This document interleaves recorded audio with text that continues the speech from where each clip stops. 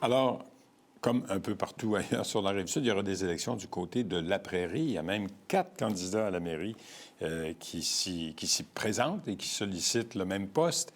Un de ceux-là, c'est un candidat indépendant. Il s'agit de Shoed Hassan Sheikh. Bonjour. Bonjour, M. Laramé. Merci de m'avoir sur votre plateforme. Bien, ça me fait plaisir. Comme je le disais au début de l'émission, on essaie de recevoir, pour le bénéfice de nos téléspectateurs, l'ensemble des candidats à la mairie des différentes villes. Alors, puis je vous avoue qu'à date, on y est pas mal parvenu.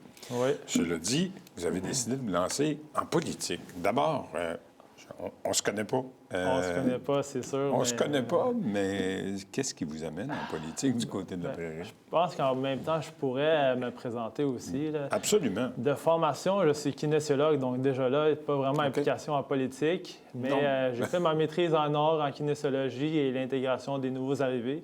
Oui. Donc, je vous dirais, depuis déjà 10 ans, je m'implique au niveau du gouvernement provincial pour accueillir les nouvelles familles ici, à Montréal, un peu partout. J'ai même commencé un doctorat récemment en santé publique. Donc, déjà là, c'est intersectoriel. Comme si vous n'en aviez pas déjà assez. Mais j'ai décidé récemment de lâcher mon doctorat en santé publique pour m'investir plus dans ma communauté. J'ai 3 enfants en espace de 3 ans. Donc, ça change un peu notre vision. Vous n'avez pas perdu de temps? Pas vraiment, pas du tout. Mes enfants m'encouragent beaucoup, ma femme m'encourage beaucoup. Fait que c'est pour ça que je suis ici devant vous. Puis je veux investir dans la communauté de la Prairie. J'ai une vision quand même où je prévois voir mes enfants grandir ici, aller à l'école ici. Donc, je pense que ça serait bien de m'impliquer dans les besoins et les services de la ville, voir comment moi je peux améliorer les services dans le futur aussi. Vous habitez la Prairie, évidemment. Oui, à la Prairie. J'ai fait un peu le tour. Initialement, c'était à Saint-Hubert, Brossard par la suite, et maintenant, depuis 2 ans, à la Prairie. Mais je vous dirais que ça me donne un peu l'avantage aussi. Ça me donne un vue d'ensemble, voir qu'est-ce que les autres villes font. C'est sûr que les autres villes, si on compare Brossard avec une population de proche de 100 000 personnes, mais on commence à parler beaucoup plus de développement à la Prairie aussi, donc ça s'en vient. Ça s'en vient bientôt. Ça s'en vient bien, ça s'en vient vite, parce qu'il y a plusieurs gros projets, des projets d'envergure du côté de la Prairie. Je pense entre autres là, au développement de la fameuse briqueterie, le terrain de l'ancienne briqueterie de la Prairie qui appartient au fameux développeur Luc Poirier. Oui. C'est un gros enjeu du côté de la Prairie. Ça n'est un. Oui, c'en est un, mais on pourrait aussi parler de l'ancienne Golf aussi. Où est-ce que moi, je suis situé? C'est juste à côté. Puis moi, j'ai vu le Golf disparaître. Et là, on parle d'avoir beaucoup plus de logements, puis même des parcs. Je pense que c'est très, très bien. Mais je pense, par rapport à ma vision de la ville, aussi les défis qui s'en viennent, c'est on va avoir une population en pleine croissance dans les prochaines années. Vous savez, on dit même avec l'ancienne Golf que la population va augmenter de presque 10 000 dans les prochaines 10 ans. Absolument. Donc, pour moi, ma vision principalement, puis une des raisons pourquoi je me suis lancé en politique municipale, c'est parce que, de un, je vis à la Prairie, mais aussi, j'aimerais bien qu'on garde la sécurité routière. Je pense que personne d'autre en parle vraiment. C'est ça, c'est un de vos projets, ou un de vos enjeux principaux que vous avez ciblés. Vous voulez améliorer la sécurité routière dans les rues résidentielles. Évidemment, pour les enfants, d'abord. Pour les enfants, d'abord, mais aussi pour la circulation fluide. Puis on pourrait revenir à l'ancienne briqueterie aussi, là, c'est tout en lien. Oui, mais bien sûr. On passe, pour moi, selon moi, le cœur de la Prairie, c'est vraiment le chemin Saint-Jean, puis l'ancienne Golf est juste à côté. C'est sûr que déjà, la circulation est impactée maintenant. Fait qu'imaginez, avec la population qui va densifier dans les prochaines années, les voitures vont aller où? Il faut penser à ça. Je pense qu'on est dans une période de notre histoire où il faut aménager les rues. On a des problèmes de tuyaux, d'égouts. Fait en ce moment, on est en train de faire la construction. Oui, bien c'est ça. Ça aussi, ça a fait partie, justement, des enjeux au cours des 4 dernières années à la Prairie. Oui. Il y a eu un moratoire sur les nouvelles constructions parce que les systèmes de réseau d'égouts et d'eau potable n'étaient pas capables de fournir, surtout au niveau des égouts. Oui. Il y avait ça aurait fait une surcapacité pour le système, pardon. Puis là, quand on parle, vous l'avez dit, des 2 projets importants. Si on parle de l'ancien Golf, si on parle de la briqueterie, ça va ajouter des milliers de résidence sur notre territoire. Exactement. Fait qu'il faut aménager notre territoire de façon à ce que les gens puissent circuler de façon sécuritaire aussi. Déjà là, en faisant du porte-à-porte, on le voit souvent que les gens essaient d'éviter les intersections majeures, que ce soit Taschereau, Chemin Saint-Jean ou Tachereau-Saint-José. Puis on utilise les rues résidentielles. Puis j'ai fait mes devoirs avant de me lancer en politique, vraiment de voir c'était quoi les enjeux dans les derniers conseils municipaux. Puis la question de sécurité routière puis de vitesse revient toujours. Fait qu'il y a toujours différentes manières de contrôler ça. Qu'est-ce qu'on fait? C'est soit une meilleure présence de la police.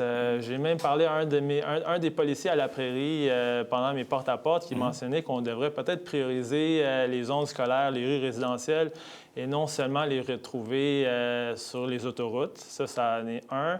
De deux, pendant qu'on fait cet aménagement des rues, la construction, je pense qu'il pourrait avoir une manière ou communication avec les résidents pour pouvoir mieux les protéger. On voit souvent les camions passer par les rues résidentielles. Donc, il y a des personnes qui sont inquiètes.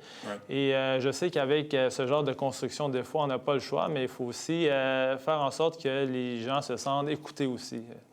Pendant cette période. Donc, amélioration de la circulation, de la sécurité, amélioration aussi des infrastructures, on vient de le dire. Vous voulez aussi intégrer, ça fait partie de votre programme, les nouveaux arrivants, vous avez dit que vous... Les nouveaux arrivants aussi. C'était dans vos priorités? Bien, c'est sûr que moi, j'ai aidé les nouveaux arrivants à s'intégrer au Québec. Depuis 2015, j'étais affilié avec l'ancienne ministre d'Immigration. Dans le temps, c'est Immigration, Diversité et Inclusion. Là, c'est rendu Francisation et Intégration, le département d'immigration du Québec. Du Québec. Et puis pour moi, je viens d'une famille immigrante, je suis né ici au Québec, puis je pense que je peux partager les deux cultures quand même très bien, celui de quelqu'un qui est né ici puis quelqu'un qui vient de l'extérieur. Puis je pense qu'il faut bien... oui, c'est vrai que les nouveaux arrivants viennent ici, ils ont une pression d'apprendre la langue, d'apprendre une nouvelle culture, mais il faut les outiller. Donc, économiquement, il y a plusieurs défis. Les gens ne vont pas nécessairement penser à leur santé, vont penser à l'économie. Puis c'est des personnes qui viennent avec des diplômes qui ne sont pas reconnus. Je sais qu'à Montréal, par exemple, il y a le programme de microcrédit Montréal qui aide avec des prêts ces gens immigrants. Donc, c'est ça. Moi, j'aimerais établir des méthodes concrètes pour pouvoir aider les immigrants. Au niveau local, parce que là, on parle évidemment, c'est un enjeu dans le fond national, mais si on parle de la Prairie, de façon plus précise. De la Prairie, j'ai aussi Est-ce qu'il y a des mécanismes, des organismes à la Prairie qui... Bien, à la Prairie, pas de reconnus. Je sais qu'il y a la Maison internationale à Brossard. Puis je pense qu'on pourrait s'en servir. Moi, je suis allé les consulter récemment aussi, puis il n'y a pas vraiment de programme défini avec la Prairie. Mais moi, je pense que ça pourrait être un bon lien, s'assurer que les nouveaux arrivants qui viennent s'installer à la Prairie, qu'ils savent qu'il y a la Maison internationale à Brossard. Mais aussi, je pense, vu qu'on a une communauté de personnes âgées, les résidences à la Prairie, moi, j'ai travaillé en gériatrie depuis longtemps. Donc, moi, je pense qu'il y a beaucoup d'intérêt parmi les personnes âgées à accueillir ces gens-là aussi, donner leur temps d'apprendre la langue, mais aussi de leurs outils, encore une fois, de leur parler des services qu'on peut retrouver sur la Rive-Sud, que ce soit pour l'emploi ou autre affaire. Donc, je pense qu'il y a une vision là qui pourrait être très utile. D'apporter un type d'aide aux gens qui veulent s'installer et aménager à la Prairie. Je pense qu'en même temps, on pourrait aussi, les personnes âgées ou ceux qui ont vécu toute leur vie à la Prairie, ils pourraient contribuer aux futures générations à la Prairie. Vous savez, il y a beaucoup qui le disent, on a un certain charme à la Prairie, c'est une ville comme à la campagne, on est bien, on est tranquille. Puis j'espère voir ce genre de noblesse-là dans les gens, dans les rues, dans les années futures aussi. Il va falloir que vous réussissiez à les convaincre dans votre porte-à-porte. Bien, je suis candidat indépendant, donc... c'est ce que j'en arrivais là. Vous êtes candidat indépendant. Il y a 4 candidats à la mairie actuellement. Il y en a 2 qui ont des formations politiques complètes.